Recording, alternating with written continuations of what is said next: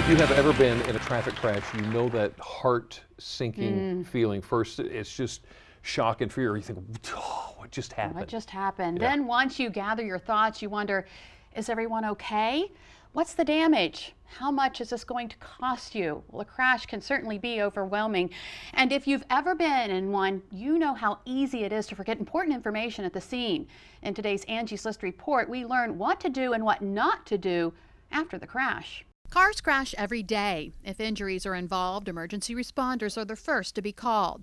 But what if it's just a minor mishap that's more inconvenient than life-threatening? Step number 1, remain calm. If you've been in an accident, and the first thing you want to do is obviously get yourself and your vehicle to safety, but you want to stay calm. You want to call the police, you want to call the insurance agent so you can get the process started of documenting the incident.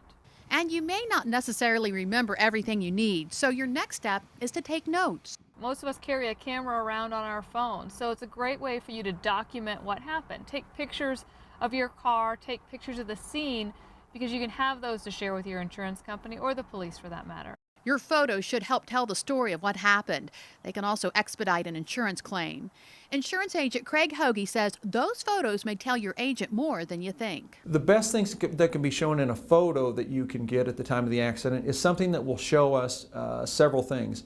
The points of impact on the car, any road markers that there may be, such as a turn lane, traffic lights, getting a snapshot of the license plate of the other party, and very importantly, getting a snapshot of their insurance identification card.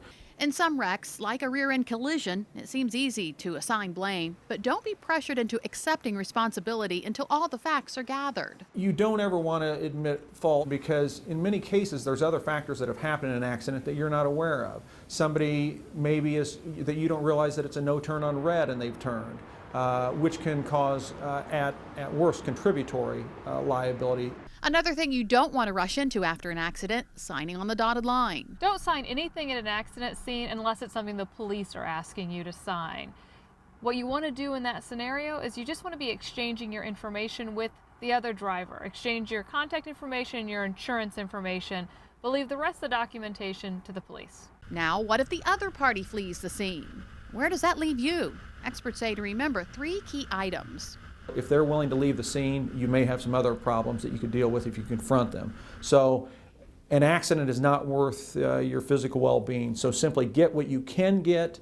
Again, the 3 most important things being the make, model, color of the car, and if you can get the license plate, then we're good to go.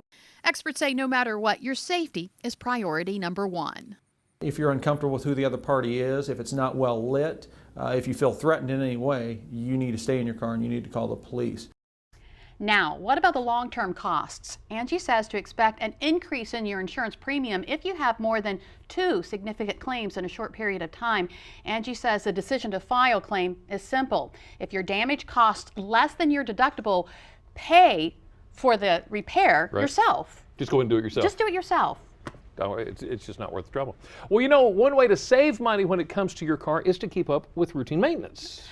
Be honest, Jimmy. When was the last time you actually walked around your car to the back to make sure your brake lights are working? Well, see, therein lies the problem. I can't really push the pedal and go check the lights at the same time, so that's a good point. Well, DelmarvaLife Sean Stryker stopped by Sherwood of Salisbury to find out some of the most commonly overlooked items when it comes to your car maintenance.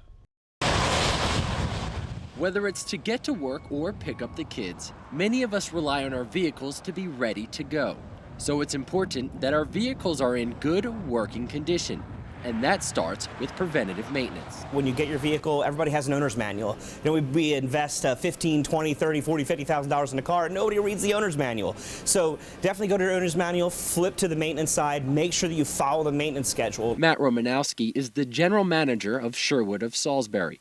He says with how busy everyone is, it can be easy to overlook that schedule. So oil changes especially, you know, if you're like me, wife, 3 kids, we're running around doing all different types of stuff, and a lot of times you tend to forget that, and clearly that's one of the ones that I would highly recommend getting your oil changed, whatever your maintenance schedule is. You know, you can usually get in and out in 30 minutes. That 30 minutes could help save you from serious problems down the road. With oil changes, the two words you never want to hear: catastrophic engine failure. Anytime you have failure and catastrophic in the same sentence, it's not good. Matt says it's also important to get your tires rotated. Now, it's recommended you get this done every other oil change or about every 5,000 miles. Taking the time to rotate your tires helps them wear evenly and gives your mechanic the chance to check for other issues that could leave you stranded. You're gonna have any of those issues of being stuck on the side of the road and paying for a towing bill and having some other major issues happen to your car. If you have trouble remembering to get the recommended maintenance done, Matt says to keep an eye on the warning lights on your dashboard. There's even apps that can help remind you when it's time for scheduled maintenance. So you can plug your information into basically how many miles you drive a year, and it'll remind you to take care of those certain maintenance schedules, and you can plug your maintenance schedule into it as well, and it just reminds you on your phone. There are even a few things you can check at home to see if you should visit your mechanic. One of the things is just make sure you're checking all your fluids. Again, with your oil, pull your dipstick out, check to make sure it's there, your washer fluid, things of that nature. Biggest thing, belts and hoses. Check in, make sure everything's nice and tight inside your engine. Look for cracks, anything that's leaking. A lot of times the biggest telltale is if you have a garage or you don't, or you're parked outside, to kind of, when you pull out, make sure that there's nothing dripping other than something coming from the AC or the exhaust, which is typical.